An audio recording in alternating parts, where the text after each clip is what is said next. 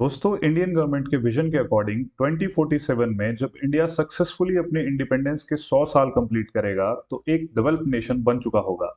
लेकिन सवाल ये है, क्या सिर्फ फास्ट जीडीपी ग्रोथ से कोई कंट्री डेवलप्ड या सुपर पावर बन सकता है? क्या इंडिया का करंट ग्रोथ सस्टेनेबल है या फिर ग्राउंड रियलिटी कुछ और ही स्टोरी बताती? चलिए स्टेप बाय स्टेप इस टॉपिक को डीपली एनालाइज करते हैं। आज इंडिया की जीडीपी अप्रोक्सीमेटली 3.7 ट्रिलियन के करीब है। 2019 में इंडिया यूके को पीछे छोड़कर फिफ्थ लार्जेस्ट इकोनॉमी बन गया है। उसके 3 साल बाद ही 2022 में इंडिया ने फ्रांस को भी क्रॉस करके अपनी पोजीशन को फर्दर कंसोलिडेट किया। अगर करंट ग्रोथ ट्रेंड कंटिन्यू रहा तो इंडिया नेक्स्ट डेकेड में जर्मनी और जापान को पीछे छोड़कर यूएसए और चाइना के बाद थर्ड पोजीशन पर आ सकता है।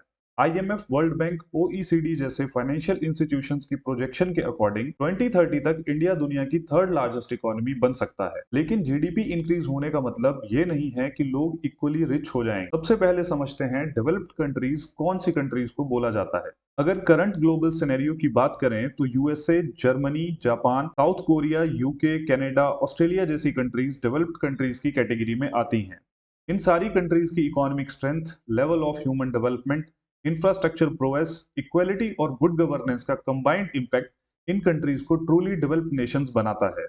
अगर पर कैपिटा इनकम की बात करें तो यूएसए और जर्मनी के केस में पर कैपिटा इनकम 70,000 एंड $50,000 के अराउंड है। On the other hand India की पर कैपिटा इनकम $2,500 के around, which means on average एक अमेरिकन सिटीजन एक इंडियन सिटीजन के कंपैरिजन में 25 to 30 टाइम्स ज्यादा अर्न करता है। वहीं अगर ह्यूमन डेवलपमेंट इंडेक्स की बात करें तो out of 193 countries India global ranking में 130th पोजीशन पर स्टैंड करता है, जो क्लियरली इंडिकेट करता है कि इकोनॉमिक ग्रोथ के बावजूद ह्यूमन डेवलपमेंट के फ्रंट पर इंडिया अभी भी काफी पीछे है। इसके साथ ही डेवलप्ड कंट्रीज में यूनिवर्सल हेल्थ केयर सिस्टम होता है, मतलब एक ऐसा सिस्टम जहां हेल्थ केयर कोई प्रिविलेज नहीं बल्कि हर सिटीजन का एक बेसिक राइट कंसीडर किया जाता है, जहां गवर्नमेंट इंश्योर करती है कि लोगों को अफोर्डेबल या फ्री ट्रीटमेंट, प्रॉपर हॉस्पिटल्स और टाइमली मेडिकल केयर मिले।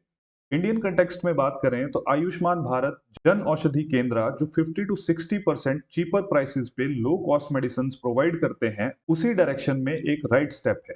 But universal health care system को अचीव करना आज भी इंडिया के लिए एक टिपिकल चैलेंज है। इंडिया में आउट ऑफ पॉकेट एक्सपेंडिचर 50% के अराउंड है, जिसका बेसिक मीनिंग ये है कि हेल्थ केयर का आधे से भी ज्यादा खर्चा लोगों को अपनी जेब से डायरेक्टली पे करना पड़ता है, चाहे वो मेडिसिन हो, मेडिकल टेस्ट हो या फिर हॉस्पिटल बिल्स।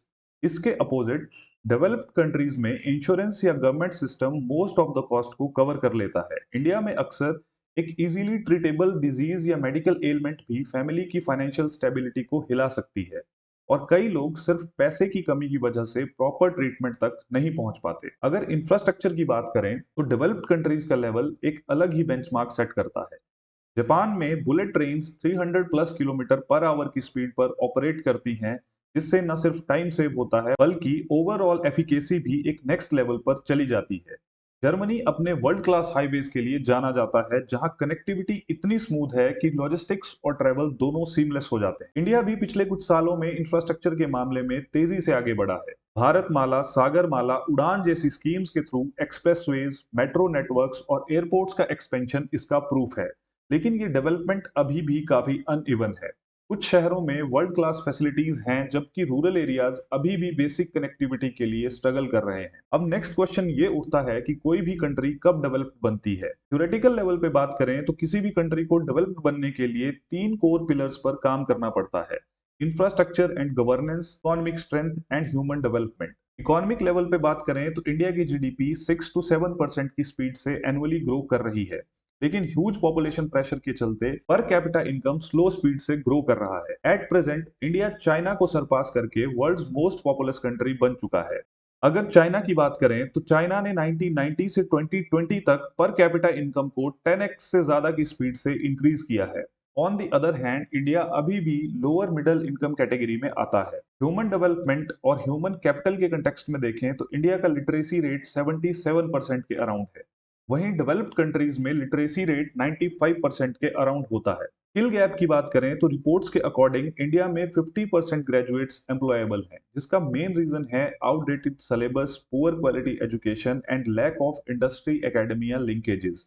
इंफ्रास्ट्रक्चर और गवर्नेंस की फील्ड में इंडिया ने पिछले कुछ सालों में काफी सिग्निफिकेंट अचीवमेंट्स हासिल की हैं। इंडिया ने सिर्फ 10 सालों में हाईवे नेटवर्क्स को 60% तक एक्सपेंड किया है और एक्सप्रेसवेज की स्पीड और कनेक्टिविटी ड्रामेटिकली इंप्रूव हुई है। आज इंडिया का यूपीआई सिस्टम हर महीने 10 बिलियन से ज्यादा ट्रांजैक्शंस प्रोसेस करता है, जो इंडियन यूपीआई नेटवर्क को दुनिया का सबसे बड़ा रियल टाइम पेमेंट सिस्टम बनाता है। लेकिन अगर ग्राउंड रियलिटी को देखें तो कुछ स्ट्रक्चरल चेंजेस अभी भी एग्जिस्ट करते हैं। इंडिया का जुडिशरी सिस्टम काफी डिलेज फेस करता है, जहां करोड़ ऑफ केसेस सालों तक पेंडिंग रहते हैं। ब्यूरोक्रेसी में रेड टेपिज्म और स्लो डिसीजन मेकिंग पॉलिसीज की इंप्लीमेंटेशन को अफेक्ट करता है।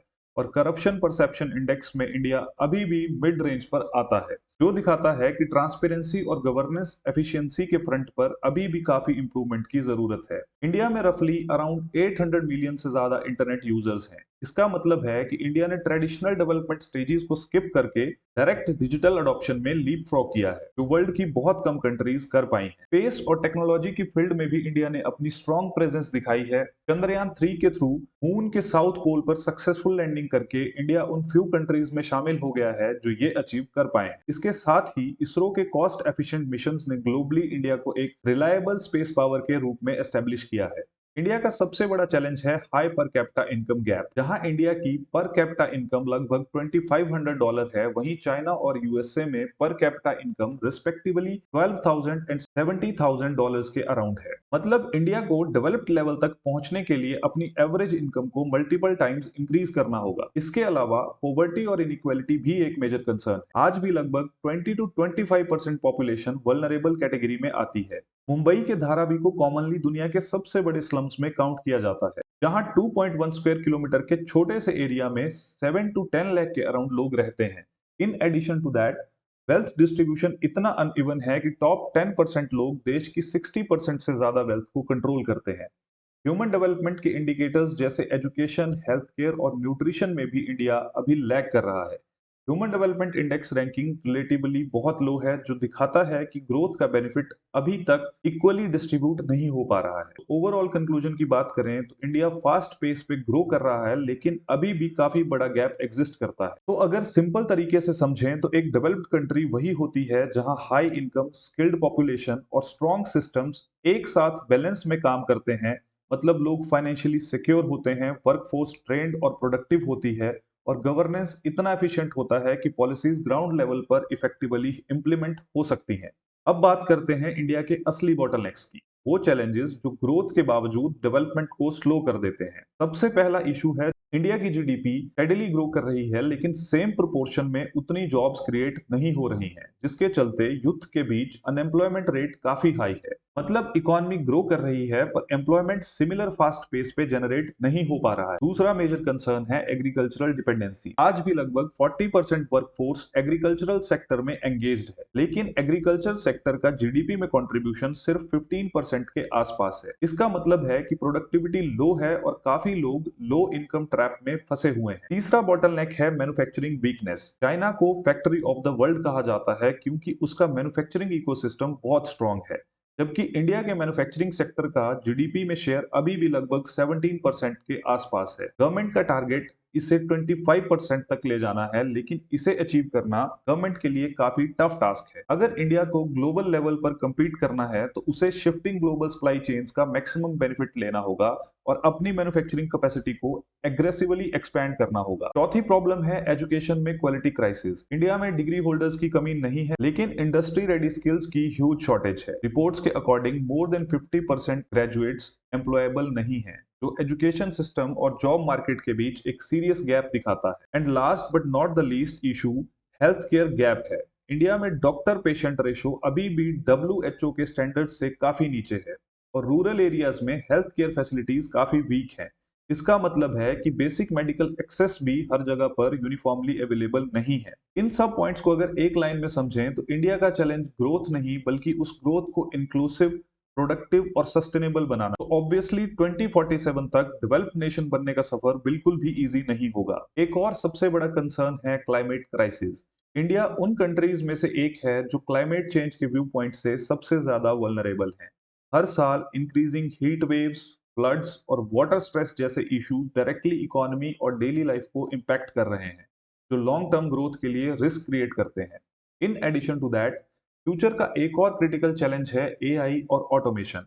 आने वाले टाइम में जॉब्स ज्यादा स्किल बेस्ड होने वाले हैं और रेपिटेटिव लो स्किल्स जॉब ग्रेजुअली रिप्लेस हो सकते हैं।